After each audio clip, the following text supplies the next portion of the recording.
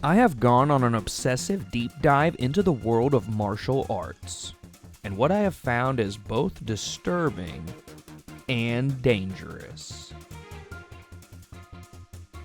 It has come to my attention that certain masters of martial arts are teaching people moves that aren't just ineffective, they are imaginary, fictional, and put simply, utter bullshit.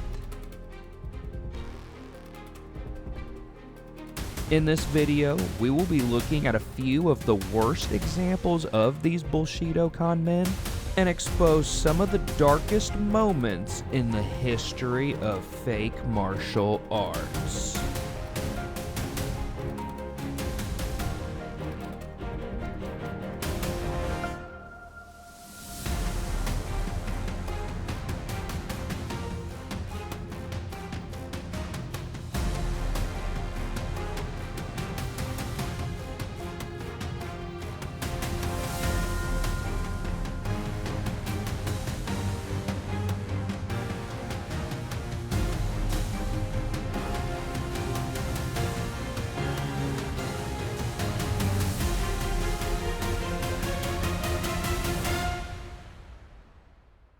Fake martial arts, or Bullshido, as they are often called, give people the false idea that they can disable a foe with some kind of energy wave, or unalive a person with a single deadly touch. I can put the largest person that you can find in the world, and I've done this, with that finger, I can put him on the floor. They claim to be able to do this through harnessing their chi, and then directing it outwardly to affect other people.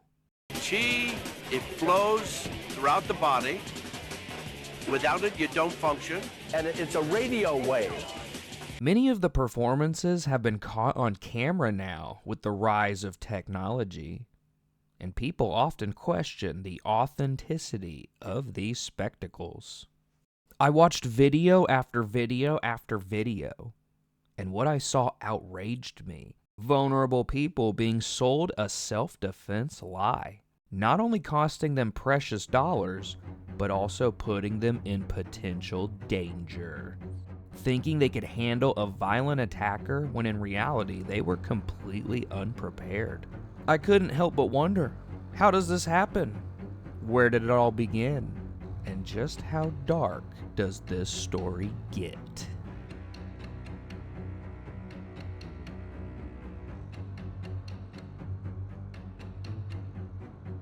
Well, Mr. Keenan, what's karate all about anyway? Well, karate is an oriental means of self-defense which is now used as a sport. It's very popular, especially here in Chicago, which is about the strongest concentration of karate in this country. You have all of the same aspects that you have in boxing, but it's a lot faster and a lot more effective. The earliest origins of this phenomenon in America began with a man known as Count Dante.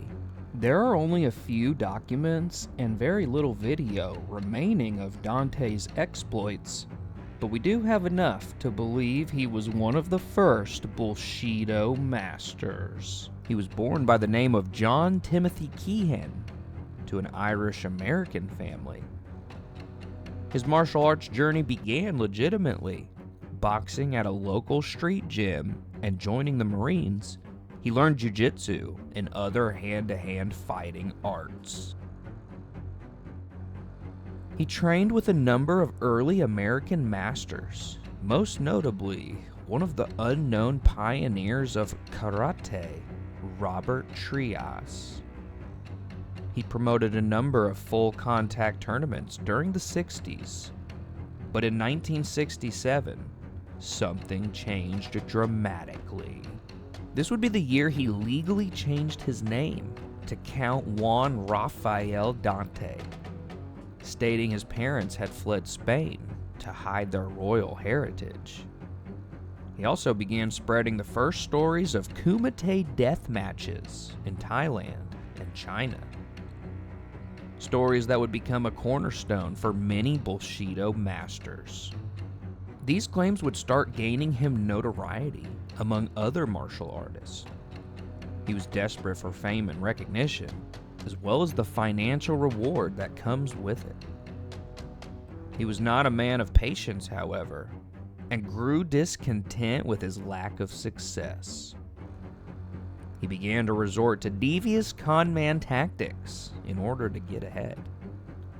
He hosted another tournament, and after a disappointing turnout, he conspired to have the ticket money robbed, keeping the money for himself without having to pay out the vendors and participants. These shiesty tournaments weren't the only scheme concocted by Dante. He started promoting himself as the deadliest man alive via comic book ads and boxing magazines. These ads might be the only thing we have left that shed light on the claims of this fake master. One of them reads, "Yes, this is the deadliest and most terrifying fighting art known to man, and without equal. Its maiming, mutilating, disfiguring, paralyzing, and crippling techniques are known by only a few people in the world.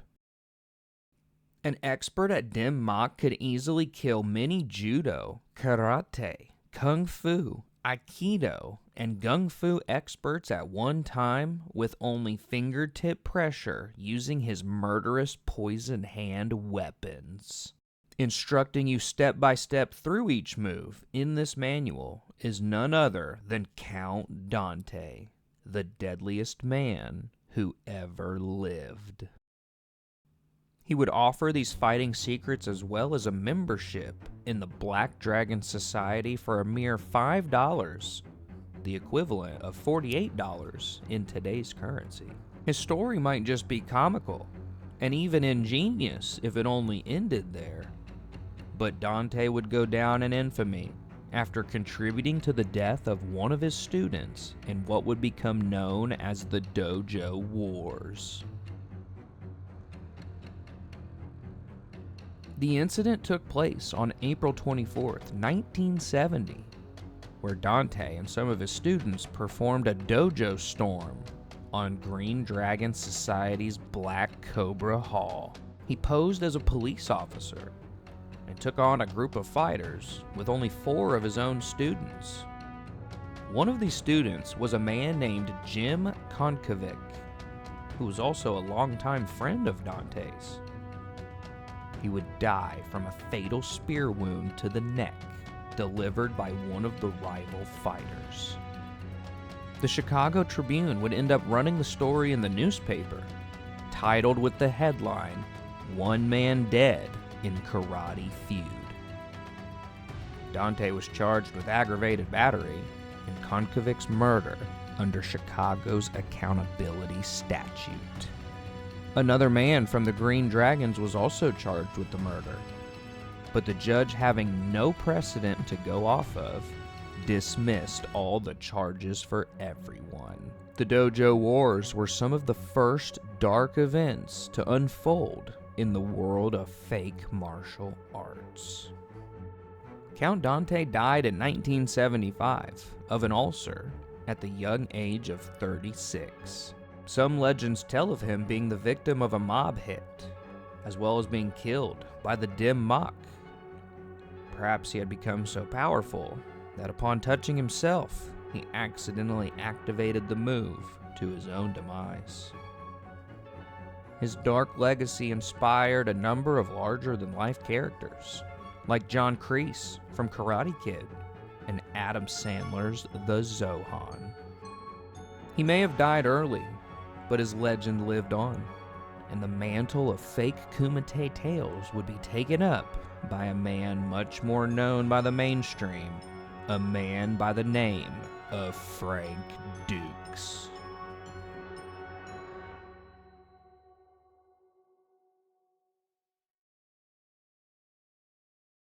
One thing the ninja is famous for, I want to point out, is what is known as a death touch.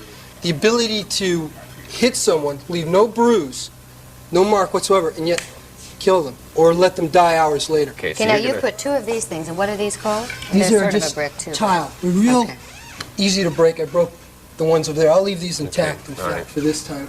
And I'll break the bottom brick, and I'll leave the top one. You're going to break this break down here, not the little ones that you put in there. That's right. Okay. Have Wow. at And it. these break easier, by the way. Okay, These are let's a lot go. easier to Have at it, break. big guy. Should I move? Is this going to fly across here?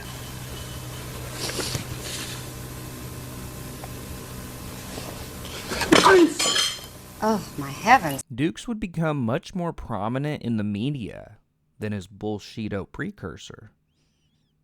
He would write articles in Black Belt magazine describing his knife fighting techniques and moves he claimed to have used in real combat during his deployment in the Marine Corps Reserves. Dukes was interviewed by Black Belt in 1980 and stated that he had participated in a martial arts competition called the Kumite. This is not MMA. This is not boxing. This is not tennis. All right? Kumites are run in a variety of ways. A good example of that is Masayama. He had a 100-man kumite. He fought 200 men over a 2-day period. That's great. Nobody has a problem with that. The kumite just is going back to like when I first talked about it in Black Belt magazine. It's a learning experience. It's a rite of passage. It's not a contest about putting butts in seats. You're fighting in an atmosphere where you're really proving your techniques. It's a proving ground. It's fueled by illegal gambling. So yeah, nobody's really trying to keep records of who's there. So yeah, there's not much footage of it around. So they'll send a different guy against you, a fresh guy against you every minute. When I fought my kumite that the Bloodsport thing was about, you basically fought 20 guys a day for 3 days. And then you fight a single elimination from that point on. And that's sort of like how the first UFC was conducted. This term for no-holds-barred combat would become prolific in movies like Bloodsport, a movie loosely based off of Frank's outlandish claims, describing the event as a 60-round single elimination tournament held in secret every 5 years. According to Dukes, he was the first person to be given permission to speak publicly about the event, and was the first Westerner to win the tournament, achieving several world records there, including the most consecutive knockouts at 56 and the fastest knockout punch in 0.12 seconds, approximately the same amount of time as the human blink. At the time of the film's release, he was operating lucrative martial arts schools in Woodland Hills and North Hollywood, Los Angeles, teaching his own martial arts style, Duke's Ryu Ninjutsu. So what she's doing is loosening the grip around her throat and drawing his attention up to the arm while she's bringing her hand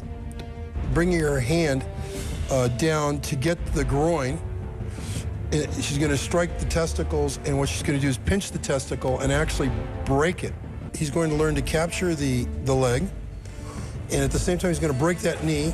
He's going to use the momentum from the break to come around and attack the genitals. If he can, grab a testicle, break it. The first light to be shined on Frank's fraudulent claims would come in 1993, when he was challenged to a fight by a legit kickboxing champion named Zane Frazier. I didn't blindside him, I beat him up. And I tell people my greatest martial arts victory in the whole world is actually putting Frank Duke out of business, because he was a very smart businessman. So all of a sudden I'm fighting for I'm getting ready for what's called the Draka World Trade Show. And we have all the martial arts guys are having booths there, stuff like that, like a traditional martial arts trade show at the Century Plaza Hotel. So all of a sudden I said to my instructor, Mr. Trey, I said, Mr. Trey, I said, look at that. He goes, what? I said, look at that guy right there. He goes, who's that? I don't know that guy. I says, I do, that's Frank Dukes. I said, he goes, leave it alone. I says, I got a pass in my pocket from the LAP that I can whoop his ass. I got a card in my pocket which says Tom Lang on it, that if I get in trouble, LAPD will say that's self-defense because he got contract murder out on me. I said, hey, Frank. He turned around and said, hey, Frank, kill me now. I'm right here, kill me now. Frank says, hey, Zane, he said, F off, I'm tired of your shit. And I walked up to him and I said, I'm right here, kill me right now. He went to throw a punch and I faded back. I faded back and he missed, and I slipped and rolled it, and I caught him with an overhand right. I hit him with a hook to the head. Everybody's watching. Everybody comes over. Everybody's crowding over. Okay. Jeff Speakman, Benny Urquidez, everybody. It was a table. His table was sitting landscape, and all the other tables were sitting more alongside that. So he comes at me, and I hit him again. Bing, bing, bing, bing, bing. He tries to throw another punch. He tries to grab me and choke me. So I parry his arms. I hit him with a vertical elbow, horizontal elbow, knee to the body, elbow. I hit him again. So now he sat back and days, and all of a sudden he's mad. He's bleeding out of his nose. And then he comes at me, bum rushes me again. I step back and hit him with about 7, 8 punches, backing up. And then he finally gets him by my throat, by I break his grip, and I pick him up, and I went Uchimata. And I picked him up, his feet were above his head, and I body slammed him on top of Jeff Speakman's head with it broken in half. Now I'm beating the snot out of him. He's trying to poke my eyes out, headbutt him, knee him in the body. I just thought about it. That's the first ground and pound, I suppose. And then so I'm hitting him, and I hear clicks by my ear. They said freeze, and that was LAPD. They put guns to my head, clicked it, told me to freeze, put my hands up, and they put me in handcuffs. And they put Frank in handcuffs. The Frank Dukes version of this is that you not only had brass knuckles, but 4 guys, and the way he tells it, he got a draw. He thinks it ended fairly even. So I'm glad we got your side of the story on tape now. Dukes was soundly defeated, oddly enough, in front of Horion Gracie and Art Davie, who would go on to book Frazier in the early UFC tournaments. Dukes disputes the win, alleging he was sucker punched by brass knuckles. Nobody could ever corroborate this claim, including Big John McCarthy, who also witnessed the ass-kicking. Frank would go on to write a book titled The Secret Man, an American warrior's uncensored story, in which he describes his covert missions with the CIA. You live a life of many veils because it takes such a serious tone. You know, we can joke about it, but one wrong turn and it could cost you not only your life but possibly the life of your family. If you're a spy, what are you doing on TV telling everyone you're a spy? The idea of being a spy is that your life is secret and nobody knows about it. So what is this? Well, first we have to start with my book, Secret Man. I was dying when I wrote it, and I wasn't expecting to actually live long enough to ever see it in print. And as a result, it came out, and my book publisher, who invested some money, asked me to promote the book. I was formerly a covert operative, what they call a contract agent, and I had the pleasure of being able to work for both the United States government and assist the Soviets in their recovery of biological agents. The deceptive claims would come to be easily refuted through the Freedom of Information Act, showing Dukes had in fact never served overseas, nor received a Medal of Honor, or any military award at all. His entire time recorded in active duty was between June 16, 1975 and October 23, 1975. Approximately 4 months. By the late 80s, Frank's tall tales were beginning to unravel. The Kumite claims could not be substantiated whatsoever. One of the screenwriters, Sheldon Lettich, stated he got the idea for Bloodsport from Frank's Kumite story. Dukes introduced Lettich to a man named Richard Bender, who would initially corroborate Frank's story, but later recant years later that he had been coaxed by Dukes on what to say. Lettich would later describe Frank as a, quote, delusional daydreamer, end quote. Frank claimed to have learned his genital-based techniques from a martial arts master named Senso Tiger Tanaka. If you can grab a testicle, an extensive search by reporters yielded no results for any man by this name in history or among any notable martial arts masters. When one reporter pointed out that Duke's teacher had the same name as a ninja commander from Ian Fleming's James Bond novel You Only Live Twice, Dukes responded by saying that Fleming, quote, used to base his characters on real people. End quote. Like many pathological liars, Dukes' stories could never be kept straight regarding the revered sensei. He wrote an article in 2017 stating he had found the man's death certificate, proving Tanaka died in Los Angeles. Yet on his website in 2016, he stated Tanaka had died in Japan.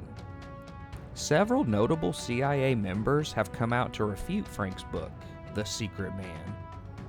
One of them stating, quote, "It is unusual for the CIA to comment on such matters, but Duke's claims were so preposterous, we thought it was necessary."